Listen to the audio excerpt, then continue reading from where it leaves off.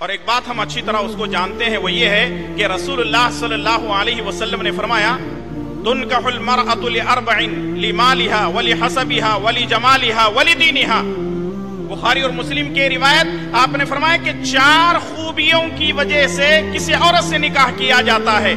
لمالہا، اس کے مال کی وجہ سے، ولحسبہا، اس کے حسب و نسب، اس کے خاندان کو دیکھا جاتا ہے، ولجمالہا، اس کی خوبصورتی کو دیکھا جاتا ہے، ولدینہا، اور اس کی دینداری کو دیکھا جاتا ہے۔ نبی کریم صلی اللہ علیہ وسلم نے دینداری کو اہمیت دینے کا حکم دیا۔ اس سے یہ معلوم ہوتا ہے کہ اگر عورت دیندار ہوگی، اگر عورت کے اندر اللہ تعالیٰ کا ڈر اور خوف ہوگا اور پیارے نبی صلی اللہ علیہ وسلم کی اطاعت کا جذبہ ہوگا اور اللہ رسول کی تعلیمات پر عمل کرنے والی عورت ہوگی، تو آپ کی زندگی میں اگر وہ آئے گی، اگر آپ سے کوئی خامیاں ہو رہی ہیں، اگر آپ سے کوئی غلطیاں ہو رہی ہیں، اگر کوئی بھول چوک آپ سے ہو رہی ہے، تو وہ آپ کی مدد کر سکتی ہے، آپ کو آگاہ کر سکتی ہے، جناب آپ یہ غلط کر رہے ہیں، یہ آپ کا طریقہ غلط ہے، یہ آپ کی نماز غلط ہے، یہ آپ کا روزہ غلط ہے، یہ آپ کے معاملات غلط ہیں، یہ آپ کا لین دین غلط ہے۔ اس کا مطلب یہ ہے کہ دیندار عورت ہماری زندگی کے اندر ایک داعیانہ کردار ادا کر سکتی ہے،